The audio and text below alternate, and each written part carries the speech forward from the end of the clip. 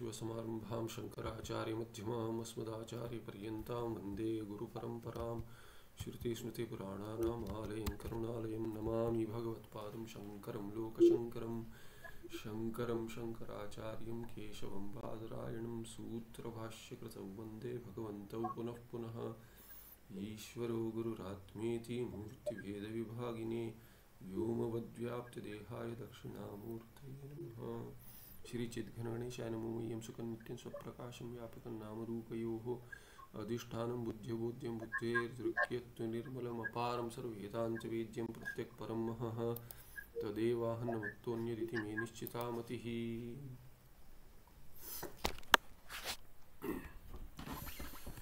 ठीक है।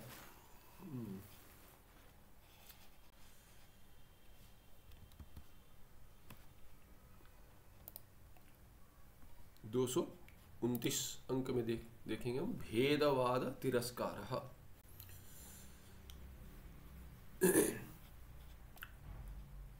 अद्वैत मत साधु है, शांकरम अद्वैत मतम एव साधु एव एवकार डाल दिया। क्यों एक एवकार डाल दिया? क्योंकि मोक्ष के लिए एक ही साधन होगा, भिन्न भिन्न साधन नहीं होंगे। ऐसा क्यों है? देखिए, कोई कह देगा, उदाहरण दे देगा कि कहीं जाना है आपको, तो भिन्न भिन्न रास्ते होते हैं, तो आप भिन्न भिन्न रास्ते से एक ही जगह पे पहुंच सकते हैं। ऐसा क्यों है कि मोक्ष के लिए एक अद्वैत ही साधु होगा? एवकार क्यों दिया? कोई कह रहे भक्ति भी है, योग भी है, चार है। भक्ति योग है, ज्ञान योग है, कर्म योग है और राजयोग है। कोई कह देगा राजयोग क्या है? ध्यान है। कर्म तो पता ही है, भक्ति भी पता है। तो ज्ञान में ऐसा क्या है कि इसी से मोक्ष होगा? शांकरम अद्वैत मतम एव साधु। क्योंकि ज्ञान मार्ग में ज्ञान से क्या मिलेगा? जैसे हमने देखा, ज्ञान से अज्ञान का नाश होगा और कुछ नहीं होगा। भक्ति से क्या होगा? अज्ञान का नाश तो भक्ति से नहीं होगा। कर्म से क्या होगा? जो प्राप्त नहीं है वो प्राप्त हो जाएगा। किसी जगह जाना है, वो जगह तो यहाँ नहीं है। यदि प्रवास करना है तो प्रवास आपको कर्म वस्तुतः करना पड़ेगा। यदि वास्तविक सर्प है, उसको हटाने के लिए क्रिया आदि कारक भेद से आपको करना पड़ेगा। बैठे रहने से अरे ये तो सर्प नहीं है, इससे कुछ नहीं होगा, कर्म करना पड़ेगा। भक्ति से अनुग्रह प्राप्त होगा, ध्यान से एकाग्रता आएगी, पर मोक्ष नहीं मिलेगा। क्योंकि मोक्ष किससे चाहिए? बंधन से चाहिए। ये बंधन वास्तविक यदि होता तो कर्म से छुटकारा होता। पर कैसे छुटकारा होता? जैसे सर्प को आपने हटा दिया, वो सर्प दोबारा आ सकता है। कर्म से हटा दिया तो दोबारा आ सकता है, वो नहीं तो दूसरा सर्प आ सकता है। यदि बंधन है, किसी ने बांध दिया है तो दोबारा बांध देगा। आपने छुटकारा पा लिया तो दोबारा बांध देगा। तो कैसे नित्य मोक्ष मिलेगा इनसे? इनके द्वारा नित्य मोक्ष नहीं मिल सकता, यह स्पष्ट होना चाहिए। जो ज्ञान कर सकता है वो कर्म आदि नहीं कर सकते, और जो कर्म कर सकता है वो ज्ञान नहीं कर सकता। इसीलिए जो ज्ञान का साध्य है वो कर्म का साध्य कभी नहीं होगा। भक्ति क्या है? भक्ति भी क्रिया है, कर्म योग नहीं होगा, पर भक्ति है। भक्ति के लिए आपको कम से कम मानसिक भावना लाकर करना पड़ेगा। भजन आदि करना है, वाचिक कर्म है। ध्यान क्या है? मानसिक कर्म है। और कर्म योग में वस्तुतः कर्म क्या है? ये कर्म विहित कर्म है, विहित कर्म है, श्रौत और स्मार्त कर्म ही कर्मयोग के लिए विषय बनते हैं। बाकी कोई भी कर्म कर देंगे और कह देंगे अरे मैं भगवान को अर्पण कर दूंगा, वस्तुतः वो कर्मयोग नहीं है। आजकल कोई श्रौत और स्मार्त कर्म नहीं करते, उनके लिए छूट दे दीजिए, ठीक है, कुछ लोगों का भला कर दीजिए या जो भी करते हो भगवान को अर्पण कर दीजिए। वास्तविक कर्मयोग वो नहीं है। किंतु जो कर्म बचा है अभी लौकिक कर्म ही बचा है, बहुत कम कोई श्रौत स्मार्त कर्म करते, तो उनके लिए कहते हैं आप ऐसे भावना से करो, वस्तुतः वो कर्मयोग नहीं है, वो जल्दी चित्त शुद्धि नहीं देगा जैसे श्रौत और स्मार्त विहित कर्म देते हैं या धार्मिक जो देते हैं। पहले भी कहा है मैंने, धर्म और कर्म जो है ये शब्द क्या है, दोनों शब्द पर्यायवाची शब्द है शास्त्र में। कहीं कहीं बतलाए थे लौकिक कर्म करके, उसको छोड़कर यदि नहीं कहा है, कोई विशेषण नहीं जोड़ा है, तो धर्म ही है उसका अर्थ। ठीक है, चलिए कर्मयोग और ज्ञान योग ऐसे दो भेद मान लिए, दोनों में से किसी एक से मुक्ति मिलेगी, ज्ञान से मिलेगी तो कर्म से नहीं मिलेगी। ऐसा क्यों नहीं माने कि भक्ति और ध्यान से मिल सकती है? पहले बताया कि एक वाचिक है और एक वाचिक या मानसिक होगा, दूसरा भी वाचिक या मानसिक कर्म ही होगा। तो वस्तुतः चार है ही नहीं, भेद तो दो ही है। इसीलिए भगवान कृष्ण कहते हैं गीताचार्य कि दो निष्ठा है, निष्ठा द्वयम, द्वे निष्ठे मया प्रोक्ते, मया प्रोक्तम करके कह दिया भगवान कृष्ण ने कि ये दो, या तो कर्म निष्ठा होगी या तो ज्ञान निष्ठा होगी। सांख्य कहते हैं तो दो ही होंगे, और परंपरा से कर्मयोग से चित्त शुद्धि होकर ज्ञान से मोक्ष होगा। पूज्य स्वामी जी कहते थे कि ज्ञानी जो है या कर्मयोग जो करता है, दोनों को ईश्वर का ज्ञान है। ईश्वर क्या है सामान्य रीति से तो सभी को पता है, वो तो संस्कार है हमारे। तो ये भक्ति भिन्न कैसे होगी? भक्ति भिन्न साधना नहीं है। भक्ति जो है ये दोनों के अंतर्गत ही है। कर्म करेगा तो ये भक्ति पूर्वक करेगा, ज्ञान भी भक्ति पूर्वक है, और जो ध्यान करेगा उसको एकाग्रता चाहिए। वैसे ही जो ज्ञान के मार्ग में है उसको भी बिना एकाग्रता से श्रवण कैसे होगा? कर्म जो करेगा उसको भी एकाग्रता तो चाहिए।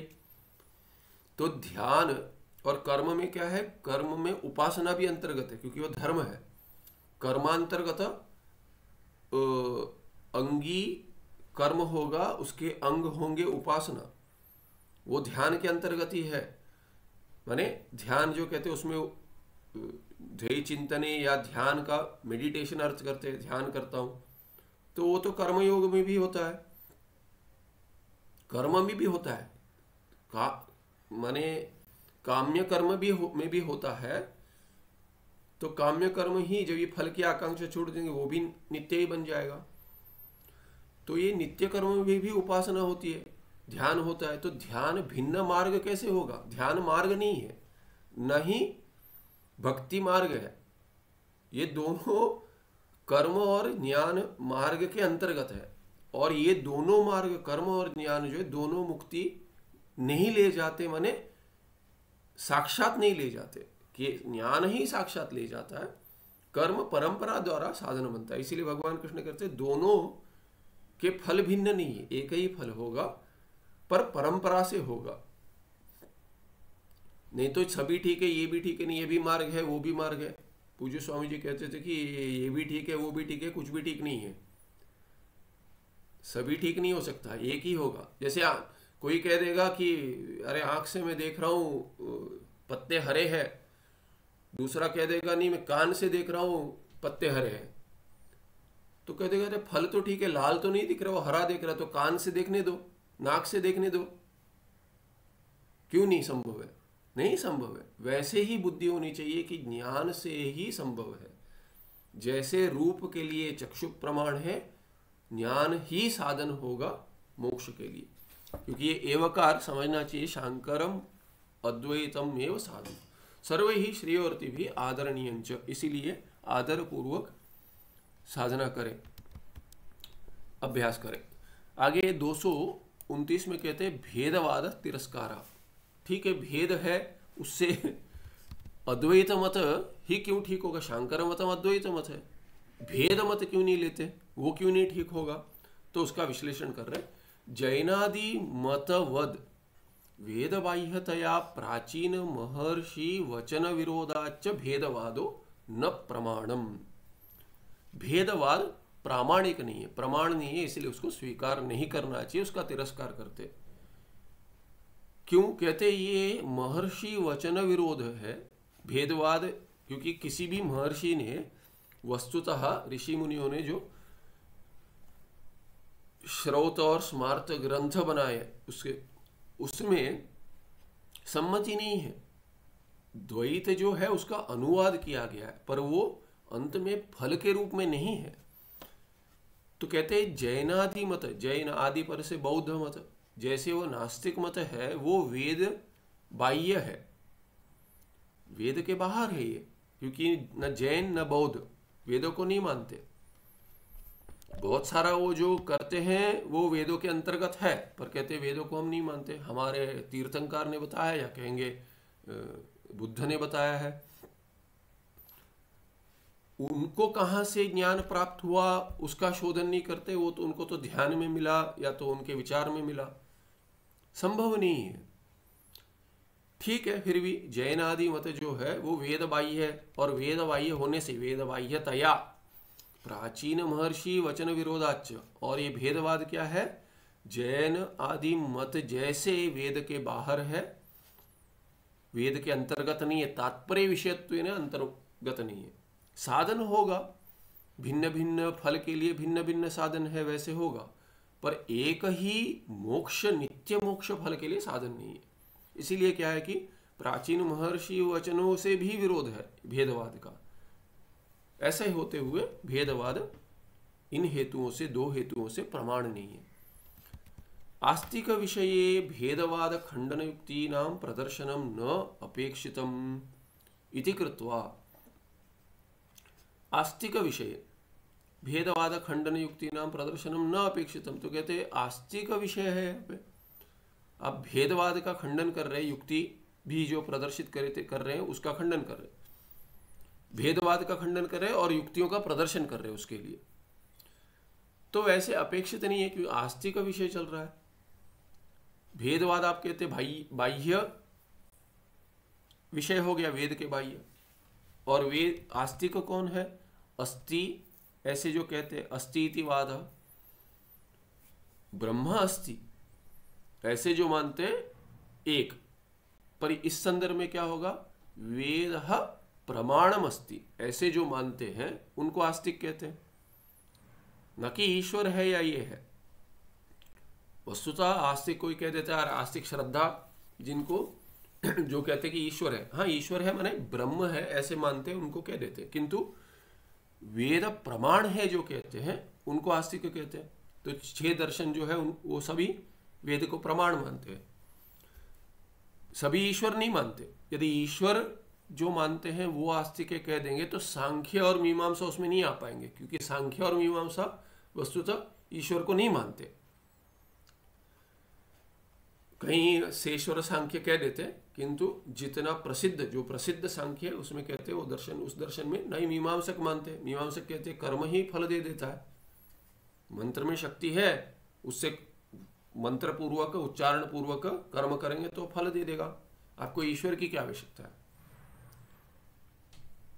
और सांख्य है वो प्रधान और पुरुष की चर्चा करते हैं, उनकी व्यवस्था में वेद से है, किंतु वो कहते कहीं ईश्वर की चर्चा की आवश्यकता नहीं, ईश्वर है नहीं, ईश्वर करके कोई नहीं है। हाँ, एक विशेष पुरुष है, वो भोक्ता है, कर्ता नहीं है, और प्रधान जड़ होते हुए भी उस पुरुष के संगत में, माने संगत माने योग से,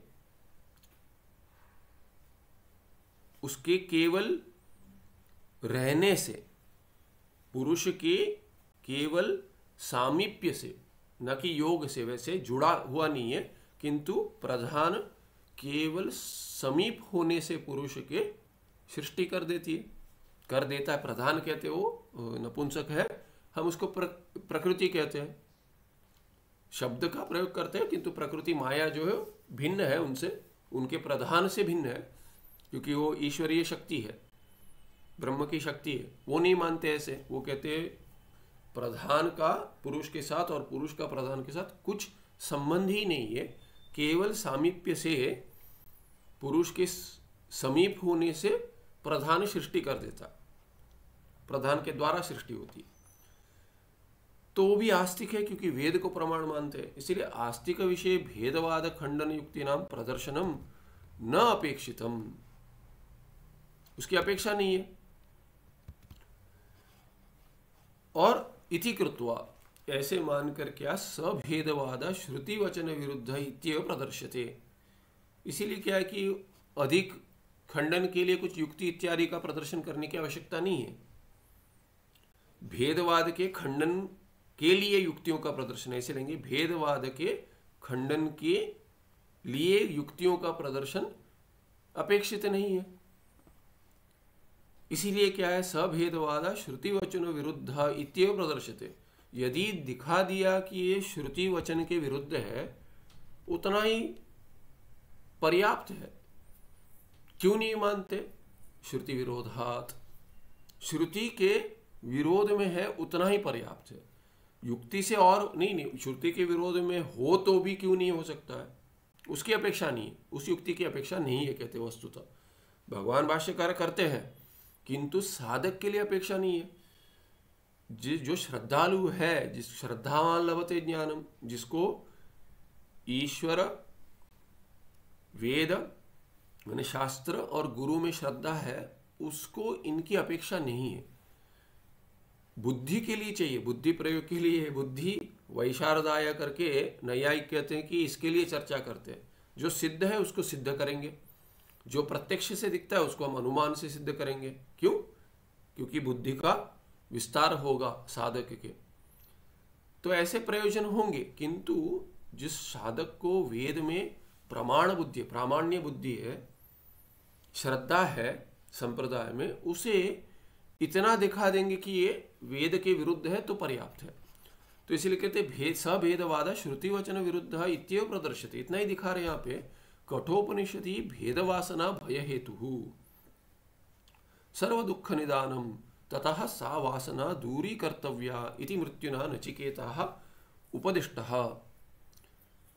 नचिकेता को मृत्यु यमराज द्वारा उपदेश हुआ कठोपनिषद में, तो कठोपनिषद में भेद वासना ही भय का हेतु है। भय का हेतु के भेद वासना। द्वितीयाद् वै भयम भवति, दूसरा होगा तो ही भीति होगी, भय होगा। दूसरा होगा या दूसरा होगा ऐसा विचार होगा तब जाकर भय होगा। जब ही अकेले है तो बहुत कहते हैं कि अरे मैं अकेला हूं, अकेली हूं, बहुत डर लग रहा है। बाहर जाते हैं तो अंधेरा है, अकेले हूं तो भय लग रहा है।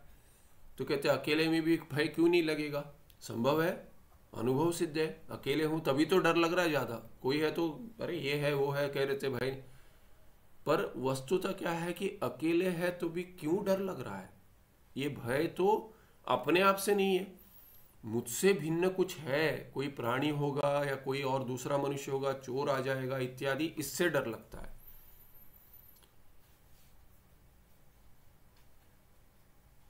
कुछ यदि कुछ बांध कर रखा है, रात में काम नहीं चल रहा है, दिन में काम चल रहा है, रात को जा रहे हैं, वहां पे कुछ गिर ना जाए, देखते हैं अरे कुछ काम चल रहा था यहाँ पे कंस्ट्रक्शन का, वो गिर ना जाए, मुझसे भिन्न है, वो गिर कर मुझे चोट पहुंचा देगा। इसलिए दूसरा होगा, व्यक्ति हो या कोई माने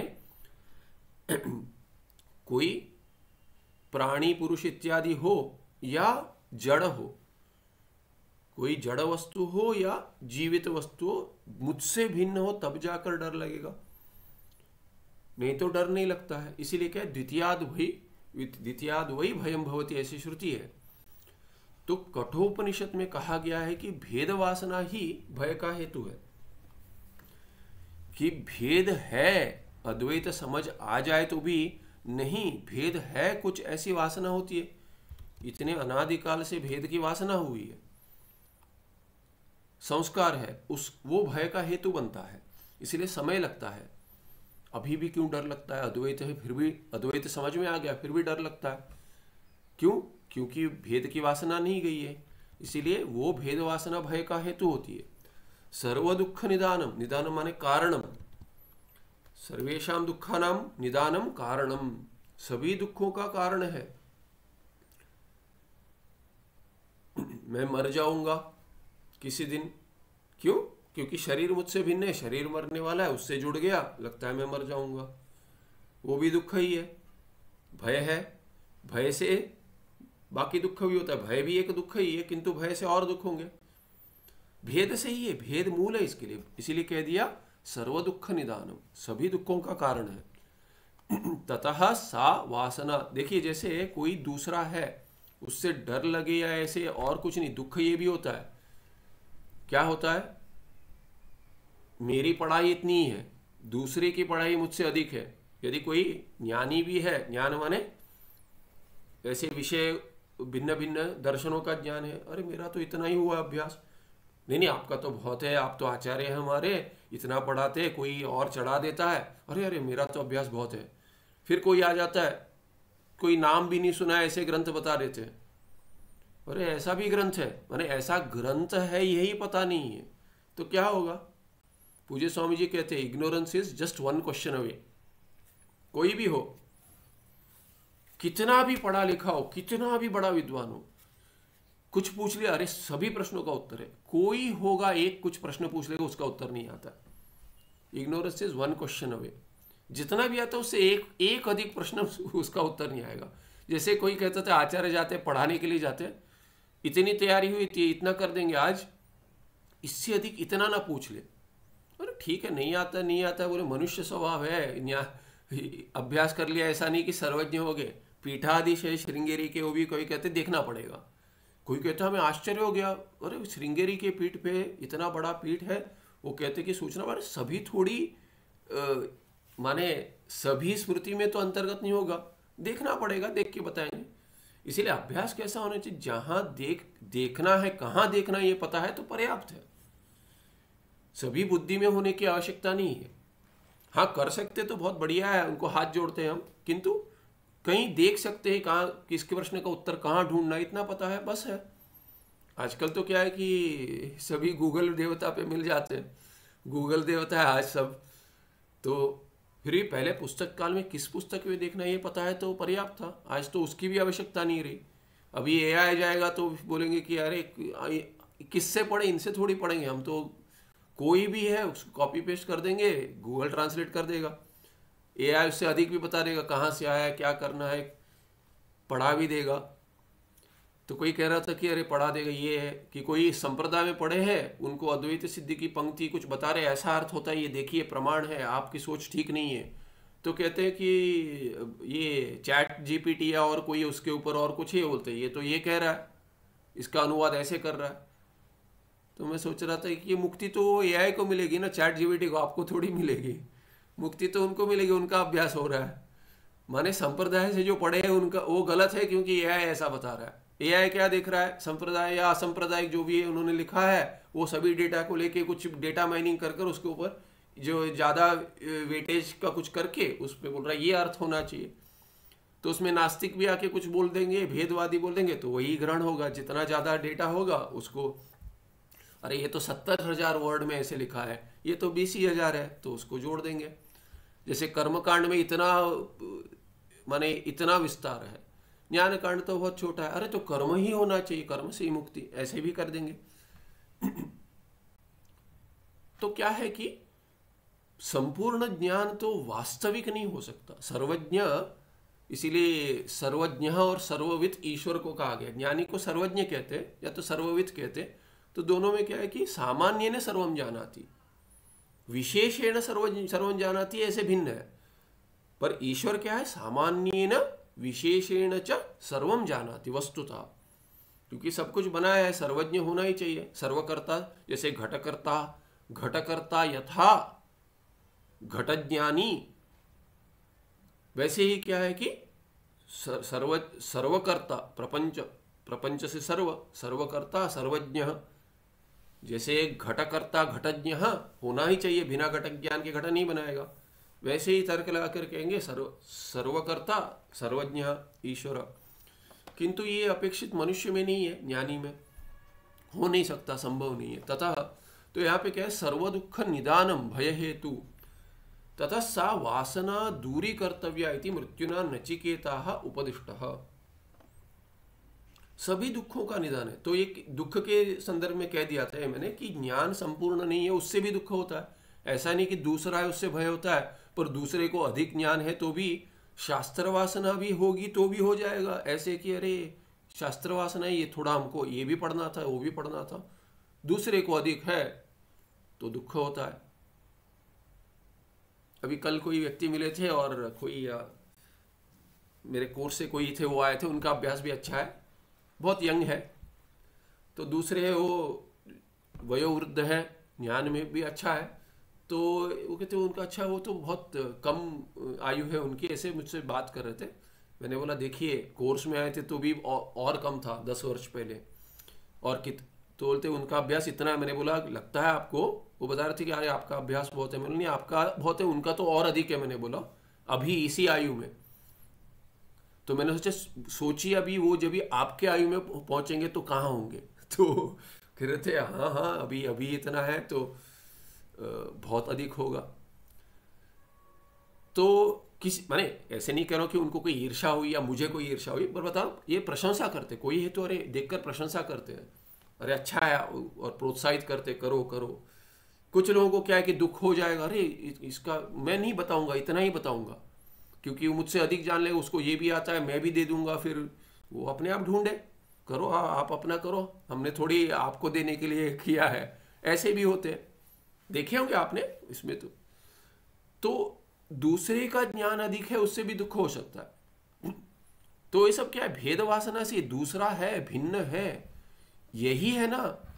वहां भी मैं ही हूं, उस शरीर से भी मेरा ही ज्ञान का विस्तार हो रहा है उपाधि से, ये समझ लेंगे तो कितना सहज हो जाएगा। नहीं, पर भेद है। ऐसे कैसे, व्यवहार में तो भेद है, तो व्यवहार में ईर्ष्या भी होगी ना, होगी उसको, पर उसमें भी ठीक है, चलिए ईर्ष्या हो रही है, पर मेरा धर्म नहीं है ये माने मेरे गुण नहीं है, ये अंतःकरण के गुण है, ऐसे त्याग भी दे सकते हैं। क्योंकि वासना है, ईर्ष्या होना स्वाभाविक है, होगा तो भी ठीक है। तदपि स्थाने, वो भी सर्वम स्थान है, ये भी ठीक है, मेरा स्वरूप नहीं है वो करके उसको छोड़ सकते। ऐसा नहीं कि ईर्ष्या नहीं होती है, किसी को नहीं होनी चाहिए, होती है, ठीक है, होती है, फिर भी क्या है कि वो भेद वासना से ही होती है। सर्व दुख निदानम, सभी दुखों का कारण है। ततः तस्मात् कारणात् सा वासना दूरी कर्तव्य। का वासना, भेद वासना, इसीलिए भेद वासना को दूर करना चाहिए, उसको लेकर अद्वैत मोक्ष नहीं होगा। तो इति मृत्युना नचिकेता उपदिष्टः। मृत्युना तो ये कर्मणि प्रयोग कर दिया, नचिकेता प्रथमा एक वचन है, ये बहुवचन नहीं है, नचिकेतस है प्रातिपदिक। उपदिष्टः उसको पढ़ाया गया था मृत्यु के द्वारा, यमराज के द्वारा। तस्माद् भेद वासना सर्वात्मना मनसः निर्मूलम उन्मथनीय। तो भेद वासना उन्मथनीय, तो भेद वासना को कैसे हटाना चाहिए? ऐसे हटाना चाहिए कि निर्मूल हो जाए। निर्मूलम हो जाएगा क्रिया विशेषण, उन्मथनीया, ये क्रिया हो जाए, उन्मथन क्रिया, कि उसको प्रयास कर कर हटाना चाहिए। कैसे हटाना चाहिए? निर्मूलम यथा भवति तथा उन्मथनीय। जैसे निर्मूलन हो जाए, मूल के साथ चला जाए, बीज के साथ चला जाए, ऐसे हटाने चाहिए। बीज तो अज्ञान है, वासना, इसी भेद वासना के लिए मूल क्या है? अज्ञान ही है। तो तस्मात् भेद वासना सर्वात्मना मनसः निर्मूलम उन्मथनीय। तो ये क्या है? मनसः भेद वासना, ऐसे होगा अन्वय। तो ये मनसः सर्वात्मना मनसः कि भेद वासना जो है ये मन की है, मन में है वासना, ना ही मेरी है। सर्वात्मना सभी अंश से, आत्मा या स्वरूप ले सकते, सर्वात्मना कि भेद वासना जो मन का स्वरूप है, एक भी अंश मुझ में नहीं है, मन में ही है सब, और उसको मूल के साथ हटाना चाहिए। ये हो गया अर्थ। सततम अद्वैत निष्ठा अभ्यसनीया श्रेयोर्थिना, और श्रेयोर्थी जो है उसके द्वारा क्या किया जाना चाहिए, क्या करना चाहिए। श्रेयोर्थी माने, श्रेय माने परम पुरुषार्थ मोक्ष। तो मोक्ष का जो अर्थी है माने मोक्ष जिसे चाहिए, मुमुक्षु है। श्रेयोर्थी माने मुमुक्षु। मुमुक्षुणा किम कर्तव्यम, अभ्यसनीय, अभ्यास करना चाहिए उसने। किसका अभ्यास करना चाहिए? अद्वैत निष्ठा का। अद्वैत निष्ठा अभ्यसनीय कैसे? सततम, सततम हो गया क्रिया विशेषण कि कैसे अद्वैत निष्ठा का अभ्यास करना चाहिए। सदा सर्वदा करना चाहिए। आसुप्ते आमृते हे, जब तक निद्रा नहीं आती और जब तक मृत्यु नहीं आता।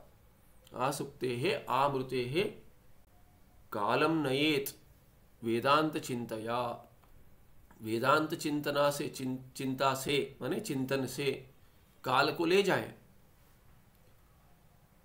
कोई कहते हैं I have some hours to kill, don't kill time उसको ले जाइए, कैरी द टाइम।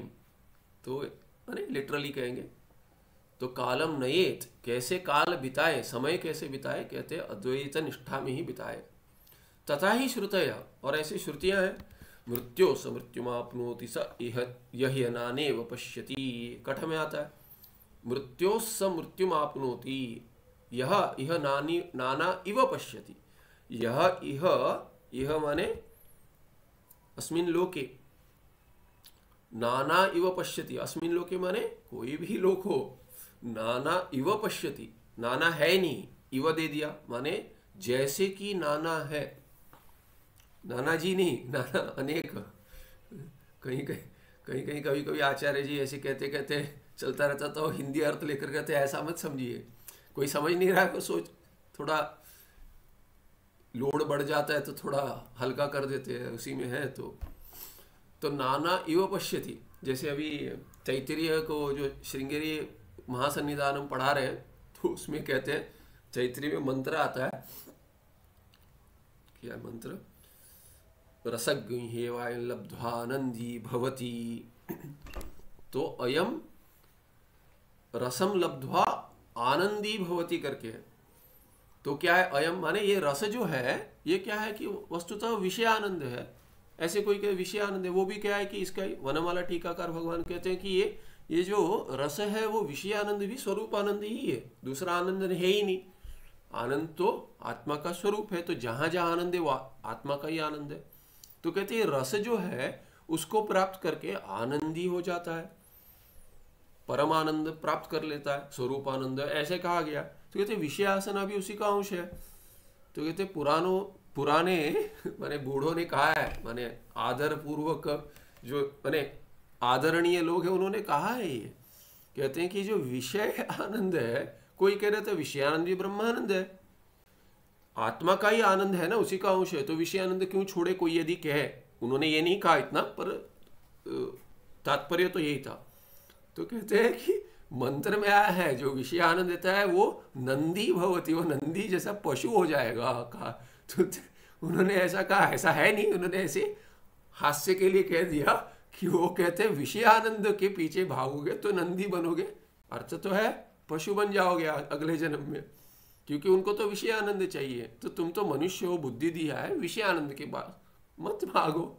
तो कहते ये रस जो है आत्मानंद लेकर इसका त्याग कर दो, आत्मा के आनंद में रहो, ज्ञान के द्वारा स्वरूप को प्राप्त कर लो, प्राप्तस्य प्राप्ति ज्ञानेन, तो तब जाकर आनंदी बनोगे, नहीं तो नंदी बन जाओगे। कहते हैं कि नंदी भवती, वो तो विनोदी है, और वो नंदी में ईकार दीर्घ है, नंदी जो पशु है उसमें तो इकार ह्रस्व है। तो कभी कभी वो ऐसा भी हास्य हो जाता है, पीठाधीश भी कर देते थे, सततम अद्वैत निष्ठा अभ्यसनीय, ऐसे सततम कह दिया। सततम माने सदा सर्वदा, विशेषण बन जाएगा, यह क्रिया विशेषण बन जाए, क्रिया के लिए विशेषण होकर। तथा ही श्रुतया मृत्यो से मृत्यु आपनोति यह नाना पश्यति, नाना इव पश्यति, नाना है नहीं, जैसे कि अनेक है, नाना माने अनेक, अनेक जैसे है वैसे देखता है, माने भेदभाव करता है। तब क्या हो जाएगा, सह यह, तो ये इसको अन्वय में यह पहले आएगा, सह बाद में आएगा, ये तो मंत्र है। तो यह अन्वय करेंगे तो क्या, यह इह, या तो इह अस्मिन् लोके, या यह ही कह देंगे अत्र, यह नाना इव पश्यति, कुतः इव,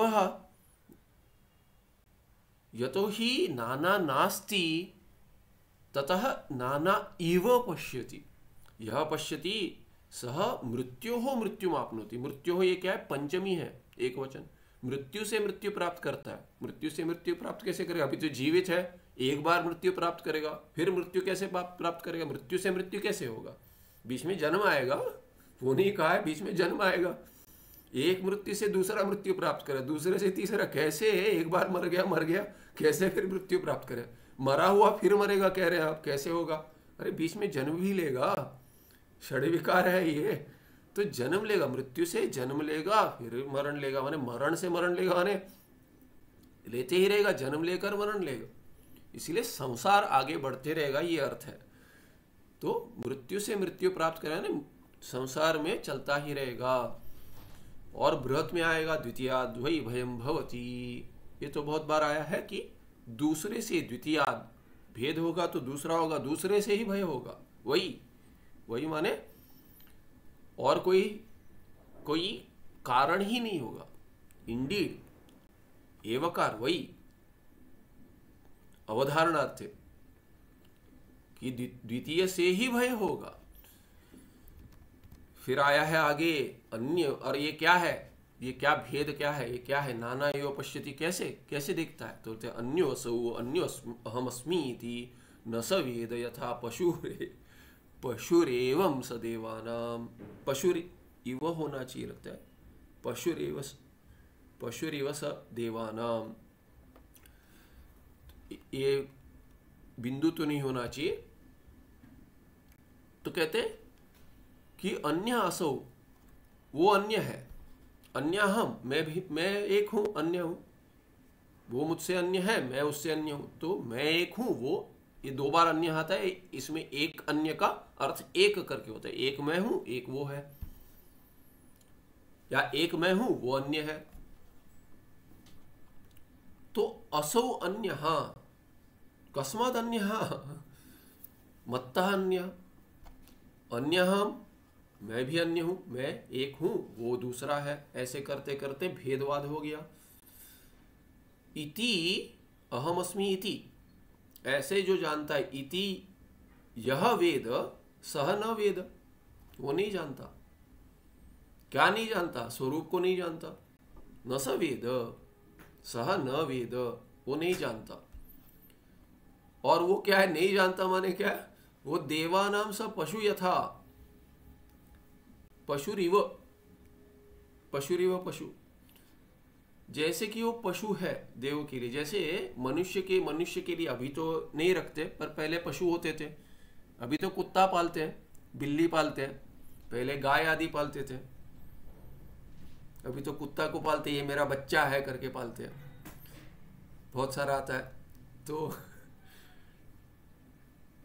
तो गाय पालते थे पहले, गाय भैंस बैल इत्यादि, बकरियां इत्यादि, यही धन होता था, ये भी धन होता था, यही नहीं ये भी धन होता था, उसको भी धन कहते हैं, अष्टलक्ष्मी के अंतर्गत होगा। पुत्रादि धन है, ये भी धन है, जैसे सुवर्ण इत्यादि धन है। तो जो पशु है, ठीक है, चलिए कुत्ता भी रखते तो भी क्या है, कुत्ता भी क्या है कि रक्षण करता है, कुछ कुत्ते देखेंगे कुछ हो जाएगा, इतने प्यार से पालते हैं कि कुछ बाहर कुछ देखा नहीं होता है, डर का माहौल है, ऐसा नहीं होता। चर्चा चल, डर का माहौल है भारत देश में, तो स्मरण आके कह दिया, चलिए ठीक है। तो ऐसे भय जो ही नहीं, भीति नहीं, आज ज्यादा विनोद हो गया। तो क्या हो गया कि ये जो कुत्ते को डर नहीं लग रहा है, वैसा कुत्ता पहले भाग जाएगा, कुछ देखेगा, वो रक्षा नहीं करेगा। पर विचार तो ये रहता है कि यदि ऐसे पाला है, जैसे अभी क्योंकि मेरे गांव में जो मंदिर है हमारे क्या कहते हैं कि कुल देवता का मंदिर है, वहाँ पे क्या हो गया कि चोरियां बढ़ गई, मंदिर से कुछ तो चोरी हो गया। तो क्या करेंगे, अभी है तो छोटा कुटुंब है, बच्चे कहीं और पढ़ने गए हैं, तो कितना भी हो कि चोर आ रहा है तो क्या करेंगे गांव में, तो कुत्ता पालना पड़ा। अब ये वो कुत्ता सब जगह घूमता है, वो बांध के रखेगा तो चिल्लाएगा। अभी वो प्यार भी करते हैं कुत्ता, क्योंकि है भावना है, कोई है तो प्राणी की और भी थोड़ा ये होता है। तो ऐसे करते करते वो कि ये कुत्ता भी यहाँ घूमते रहता है। अभी वो अपने रक्षा के लिए रखा है, माने मंदिर के रक्षा हो, अपने अपनी संपत्ति के रक्षा के लिए रखा है। वैसे ही कि बाकी जो भी है, पशु भी क्या है इसीलिए रखे क्योंकि गाय भी क्या है कि दूध देती है, हमें दूध चाहिए, मंदिर के लिए चाहिए, हमें भी चाहिए, तो दूध देती है, तो गौ माता है इसीलिए पालन करते हैं। तो अपना स्वार्थ होता ही होता है। हाँ ठीक है, गौ सेवा करते हैं, ठीक है, पर ऐसे ही गौ सेवा हाँ सभी की नहीं बात करो, पर जो पहले शास्त्र में आता है बहुत सारे गाय, जैसे अभी याज्ञवल्क्य बृहदारण्यक में जब ये 1000 गाय सुवर्ण के साथ सुवर्ण मुकुट के साथ और आभूषण के दांत देंगे करके जब ये जनकराज ने बताया था, तभी वो क्या है कि गो पालन करेंगे हम, गो सेवा करेंगे करके नहीं गए थे। वो गाय चाहिए जो दूध देगी और आभूषण मिलेंगे, इसीलिए गए थे याज्ञवल्क्य ऋषि भी, क्योंकि वो कहते थे हाँ मुझे चाहिए, मुझे अपेक्षा है, इसीलिए आया हूँ, कहते हैं हमें आवश्यकता है इसीलिए ले जा रहे हैं करके आए थे। प्रखंड विद्वान थे, अपरोक्ष ज्ञानी थे, फिर भी वासना थी इसकी की चाहिए। उसके बाद उसका भी त्याग करके उन्होंने संन्यास ले लिया, जिसको विद्वत संन्यास कहते, तो प्रमाण है विद्वत संन्यास में, विधि है। तो वो भी उसी के लिए गए थे कि कुछ ये पशु कुछ हमें लाभ देंगे। तो जैसे कि मनुष्य के लिए पशु है, वैसे ही देवानाम मनुष्य पशु, ये अर्थ है। क्यों? क्योंकि वो भी याग में आहुति देंगे, उनको लाभ होता है। पितृगण चाहते हैं कि अरे ये ब्रह्मचारी ना रहे, ये विवाह कर ले, पुत्र पौत्र हो। हम गृहस्थ इसीलिए नहीं बने कि मेरा बेटा सन्यास ले ले या ब्रह्मचारी रहे, विवाह करेगा तब जाके हमें पिंड मिलेगा, श्राद्ध करेगा इत्यादि। ऐसे उनका आगे माने आगे संप्रदाय चल से ब्रह्मचारी तो दे देगा, पर गृहस्थ बनेगा तो उसके पुत्र भी होगा तो वो पिंडदान देगा। ये होता है, माता पिता को भी होता है कि बच्चे होंगे बुढ़ापे में देखेंगे हमको। वैसे ही क्या है कि देवानाम पशु, कि ये पशु जैसे हमारे के मनुष्यों के हमारे काम आते हैं मनुष्यों के लिए, वैसे ही देवों के लिए काम आते हैं। भगवान गीताचार्य भी कहते हैं कि यहाँ फलित जल्दी हो जाता है, जो देवता इत्यादि का आराधना करते देवता प्रसन्न होकर दे देते। हाँ जब तक हमारी आराधना करो, छोड़ के जा रहे हो नहीं, छोड़ के नहीं जाओगे। माने जैसे कई कहते जैसे 1000 गाय है, उसके पास भी एक गाय चली गई लौट कर नहीं आई तो भी दुख होगा। वैसे ही इतने सारे हैं देवताओं की पूजा कर रहे हैं, एक ने छोड़ दिया, बोलते मैं संन्यास ले लूंगा, अभी मैं नहीं करूंगा, नहीं जाने नहीं देते, बाधा डालते। बृहदारण्यक में आता है वस्तुतः बाधा डालते हैं वो। इसीलिए आगे जाके भगवान शंकराचार्य कहते हैं, भाष्यकार कहते हैं भगवान की ये देवता किसको बाधा डालेंगे, क्योंकि वो जब ज्ञानी समझ गया कि मैं अभिन्न हूं, वो तो देवता का स्वरूप है, सभियों का स्वरूप है, क्योंकि वो तो सर्वात्मा बन गया। सर्वात्मा बन नहीं गया, वो सर्वात्मा था, उसको समझ में आ गया। तो जैसे कि वो सर्वात्मा बन गया तो किसको बाधा देंगे, अपने आप को बाधा देंगे, नहीं दे सकते। उसके प्रारब्ध में जितना होगा उतना ही होगा, उससे अधिक नहीं होगा। कर्म जैसे उसका फल देते हैं, बाधा करते माने पशु इव पशु, जैसे प्रारब्ध में नहीं है तो देवता भी बाधा नहीं कर सकते। तो प्रारब्ध में इसीलिए तो देवता कष्ट दे रहे हैं, तो इसीलिए क्या कि उन देवताओं की आराधना करो, प्रारब्ध हटा देंगे और प्रसन्न होकर आपको जो चाहिए वो दे देंगे। वो भी कर्म में जैसे होगा फल देंगे, अच्छे कर्मों का फल मिलेगा, बुरे कर्मों का फल मिल रहा है। तो हम कहते हैं बुरे कर्म तो थोड़ा प्रायश्चित करेंगे, अच्छा कर्म करेंगे तो अच्छे कर्म का फल देना शुरू करेंगे। इसीलिए यथा पशु तथा सदेवानाम, कौन है ये? कौन है ये? अन्य असौ अन्य अहम अस्मि इति यह वेद स न वेद। इसीलिए जो जिसको ज्ञान नहीं है, वो स्वरूप नहीं बना, उसको अपना स्वरूप नहीं पता है, वो भेद देखता है, वो दूसरा है, मैं दूसरा हूं, देवता मुझसे भिन्न है करके देखता है। उपास्य उपासक भाव है,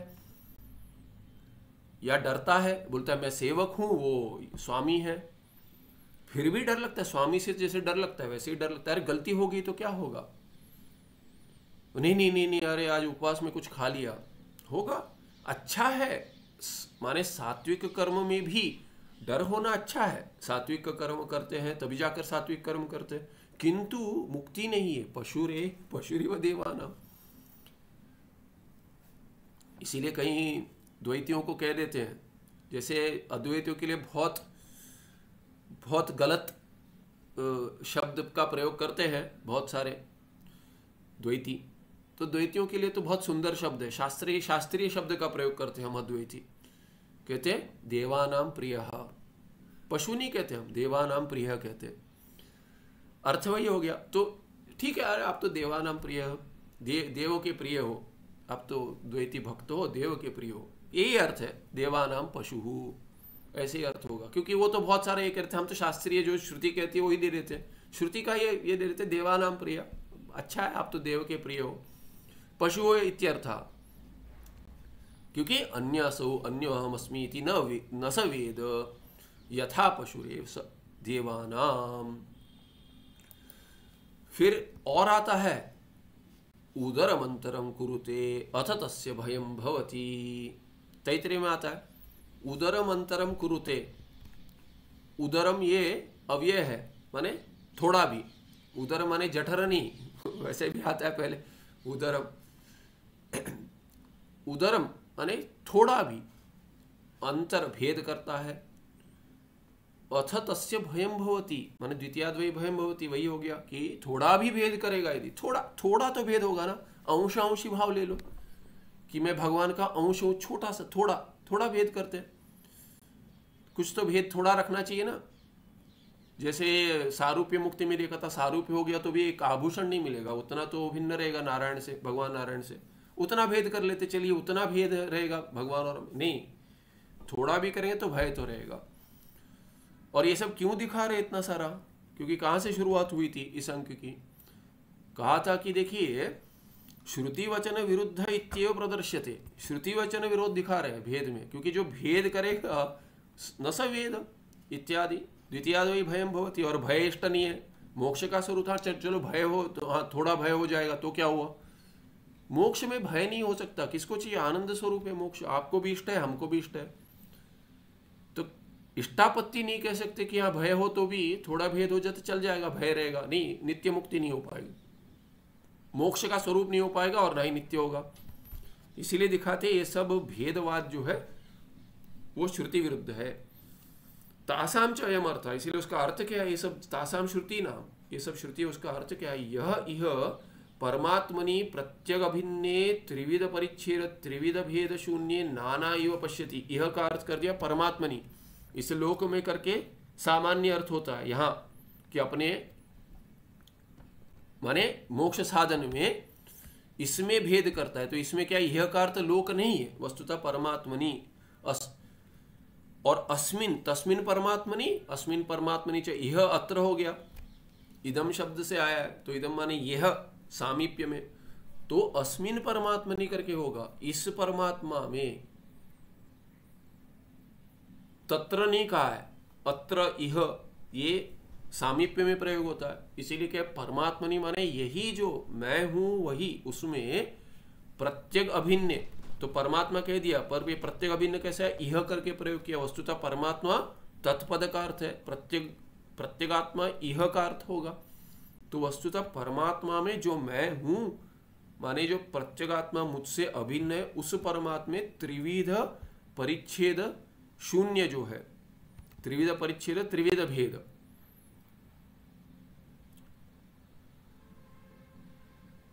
तो त्रिविध परिच्छेद माने देश काल वस्तु ये परिच्छेद नहीं है, और त्रिविध भेद शून्य,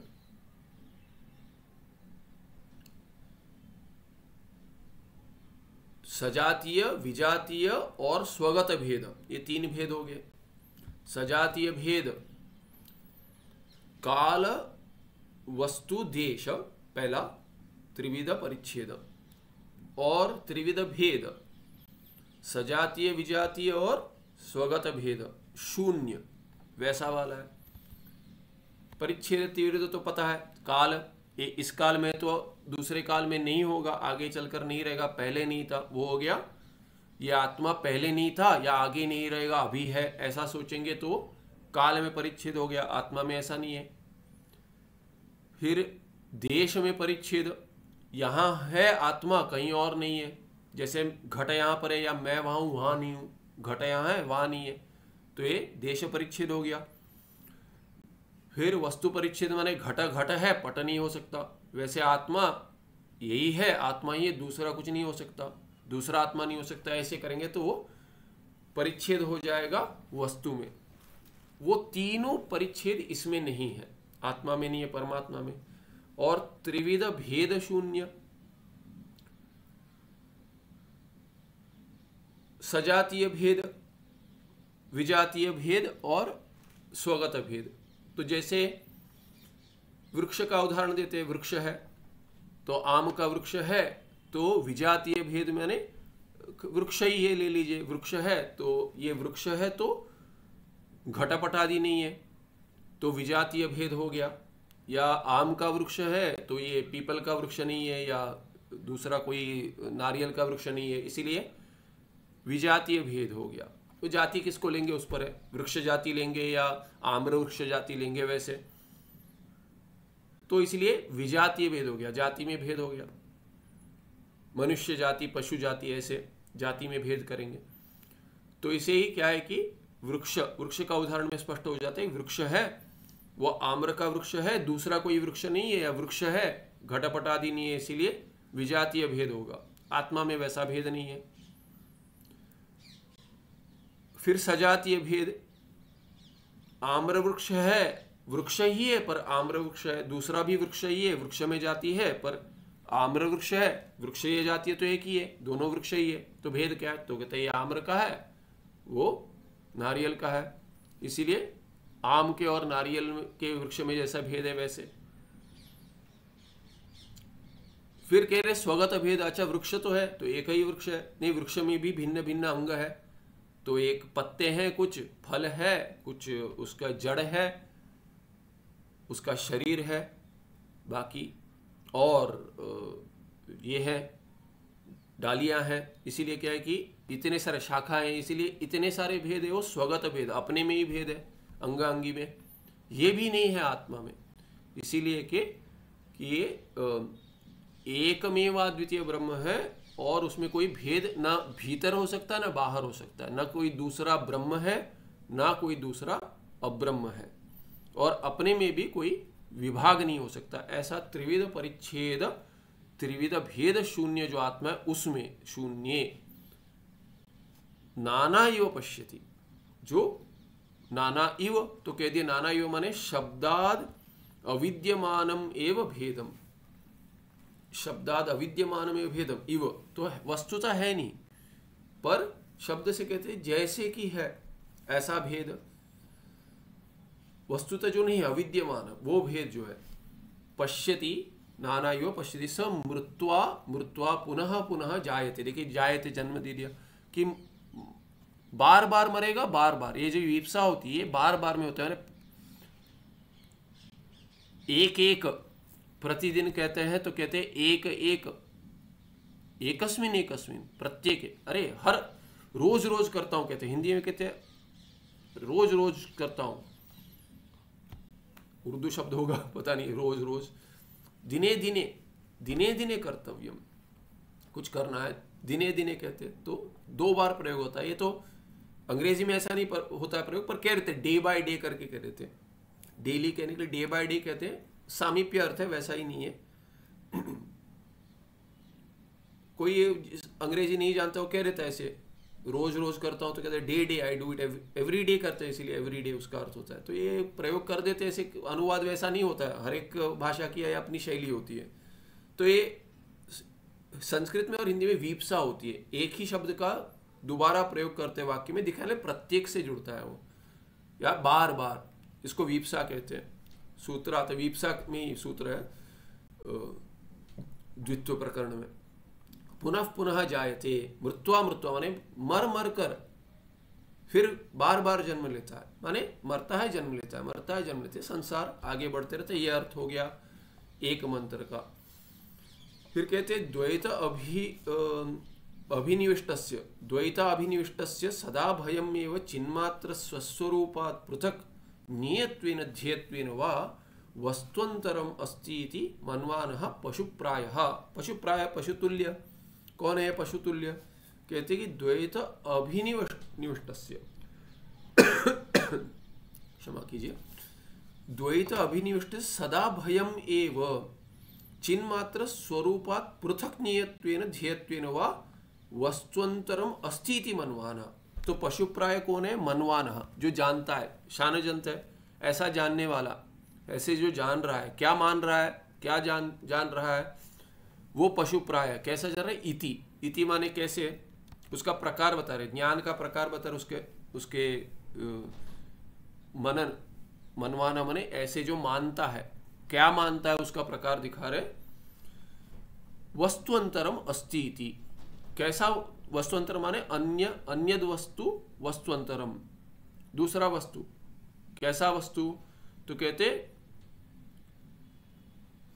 चिन्मात्र स्वस्वरूपात् पृथक, स्वस्वरूप अपने स्वरूप से भिन्न, अपना स्वरूप क्या है? चिन्मात्र, चिदेव चिन्मात्र, ये समास है, चिदेव चिन्मात्रम। तो मैं जो हूं चैतन्य, केवल चैतन्य, और कुछ नहीं हूं, ये शरीर आदि मन आदि इससे नहीं जुड़ा हूं, केवल प्रत्यगात्मा में चैतन्य स्वरूप में जो हूं, स्वस्वरूप मेरा स्वरूप है, उससे तस्मात् भिन्न, उससे भिन्न, पृथक। कैसे? नियत्वेन ध्येयत्वेन वा, कुछ जानना है या तो उसका ध्यान करना है। उपासक, मैं उपासक हूं, मुझसे उपास्य देवता कोई भिन्न है, चैतन्य मैं जो हूं स्वरूप उससे भिन्न कुछ है, या उसको जानना है, वो मुझसे भिन्न कोई चेतन है, उसको जानना है। ऐसे इन दोनों, ऐसे नियत्वेन ध्येयत्वेन वा, या तो जानने योग्य या तो ध्यान करने योग्य, मुझसे मेरे चेतन स्वरूप से भिन्न कुछ है, कोई है, ऐसे वस्तु दूसरी है, ये मानने वाला पशु प्राय हो जाएगा, पशुतुल्य। और वो क्या कह दिया, ये द्वैत अभिनिविष्ट से सदा भयमेव भवति, यहाँ पे तोड़ना, ये फल है। क्या कारण है? वो पशु प्राय हो जाएगा, वो जिसको भय होगा वो, और वो पशुतुल्य हो जाएगा, दूसरा फल है। या उसका लक्षण बता दिया कैसे होगा वो। ये समाप्त कर देते अंक, रुकते उसके बाद। अणुमात्रम अपि भेदम पश्यतो महद भयम भवति, वहां कह दिया कि उदरम अंतरम कुरुते, उसका अर्थ दिया अणुमात्रम अपि, एक परमाणु जैसा, एक अणु छोटा सा भी भेद कर देंगे, थोड़ा तो कुछ तो भिन्न होगा, नहीं, कुछ भी भिन्न नहीं है। सच्चिदानंद जैसा है वैसा ही है, परमात्मा जैसा है वैसा ही आत्मा है, एक ही है, क्योंकि वैसा ही नहीं, एक ही है, इसीलिए वैसा ही कह देंगे तो ये भेद हो जाएगा। तो उदरम अंतरम कुरुते अणुमात्रमपि भेदम पश्यतः, पश्यतः शत्रंत पद है पश्यन, जो देख रहा है, यहाँ पे शानच कर दिया मनवाना, यहाँ पे शत्रु एक ही अर्थ में, वर्तमान लट, लटस शत्रु शानचो, लट के अर्थ में शानच और शत्रु प्रत्यय आते हैं। तो जो देख रहा है, जो देख रहा है, देख रहा है, महद भयम भवति तस्य, षष्ठी एक वचन है, तस्य पश्यतः भेदम पश्यतः, अणुमात्रमपि भेदम पश्यतः तस्य महद भयम भवति। थोड़ा भी भेद देखेगा तो उसको थोड़ा भय नहीं होगा, बहुत भय होगा, क्योंकि अब से दूसरा है। देखिए चींटी है, छोटी ही है, छोटी सी है, कह देंगे अणुमात्र है, चींटी है। पूज्य स्वामी जी कहते थे, अरे हाथी कहाँ है, चींटी कहाँ है? चींटी दिखती भी नहीं होगी हाथी को, पता नहीं हमको हाथी को क्या दिखता है, चींटी दिखती है कि पता नहीं हमको। हमें भी कभी कभी चींटी दिख जाती है, एक है तो कहाँ भाग गई, कहाँ भाग गई, ऐसे।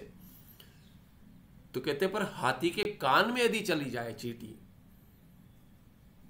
तो यदि इतनी छोटी नहीं रहेगी फिर वो बड़ा भय करेगी।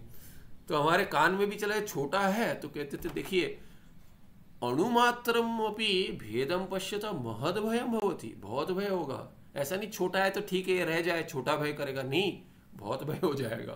कान में चले जाएगी चींटी तो देखिए मच्छर है, इतना छोटा सा मच्छर है, रात भर सोने दे देगा, काटेगा नहीं तो भी की की चलता रहेगा कान के में, काट देगा तो क्या देखिए बड़ा बड़ा कभी क्या डेंगू हो जाएगा।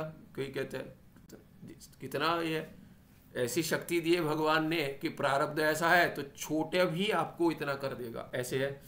तो कहते हैं महद भयम भवति अणुमात्रमपि भेदम पश्यता दुख निदान भूतो भेदवादः श्रेयोर्थिना सर्वथा विस्मर्तव्यः। इसीलिए जो संस्कार है उसको कैसे भूल जाए, बोलते प्रयास करो। अष्टाध्यायी कैसे भूल जाते, 4 सूत्र है नहीं हो पाते, भूल जाते देखते ही, 1 सूत्र भूल जाते, तो इसको ये भी भूल सकते, बड़ी बात नहीं है। जैसे बुढ़ापे में भूल जाते हो, जैसे जो इष्ट नहीं है वो भूल जाते हो, इष्ट है वो भी भूल जाओगे। कैसे? उसके विरुद्ध संस्कार करते। अभी कुछ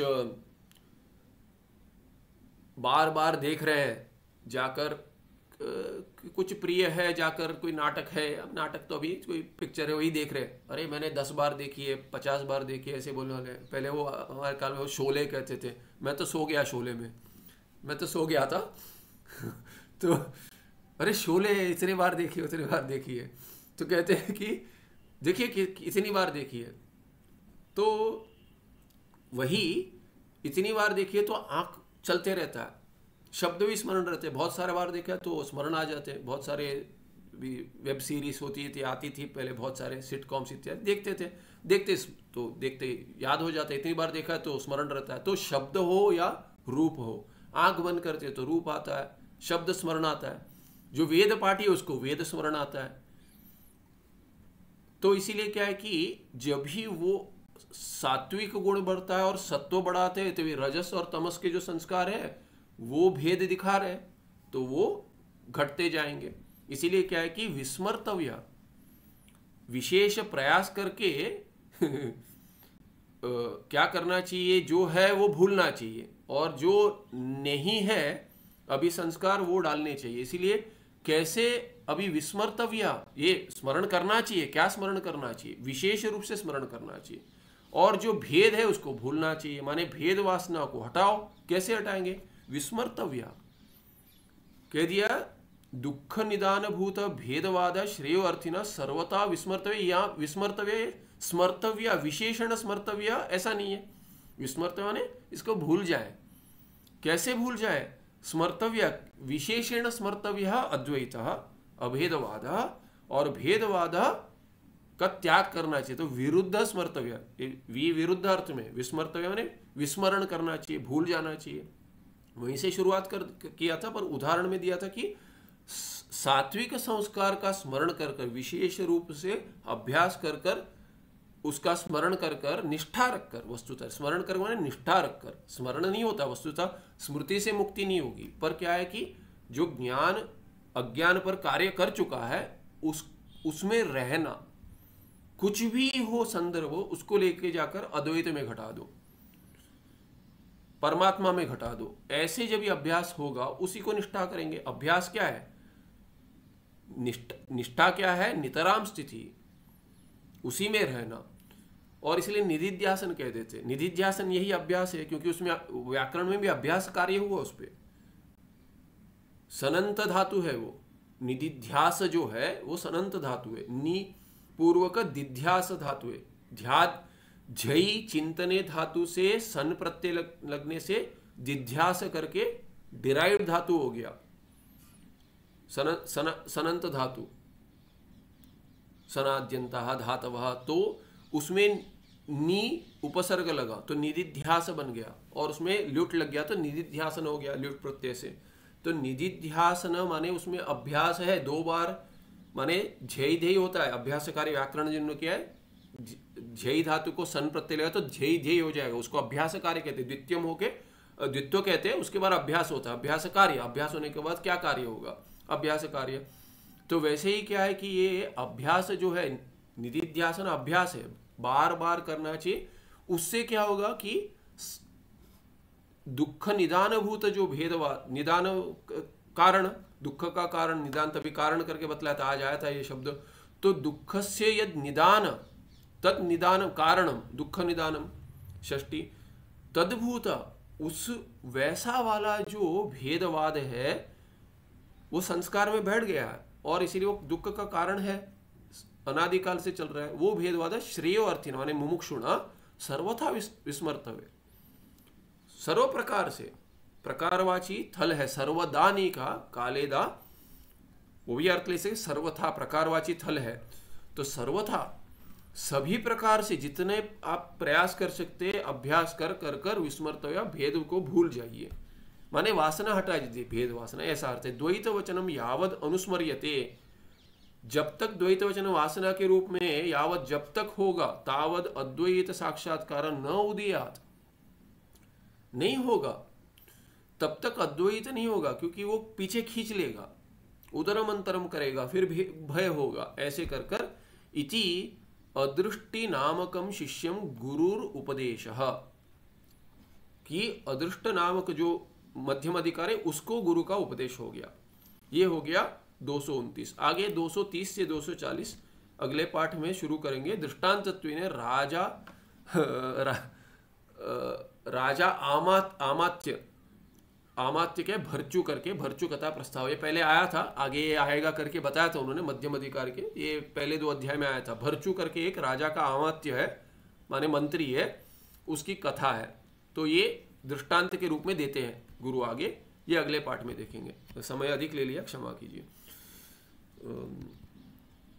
सुखम नित्यम स्वप्रकाशम व्यापकं नाम रूप अधिष्ठानम बुद्धि बोध्यम बुद्धेर्दृक्यत्म निर्मला पारम सर्व वेदांत वेद्यम प्रत्यक परम तदेवान्नमत्तोन्यति निश्चिता मति ही। अगले पाठ में देखते हैं। नमस्ते, धन्यवाद।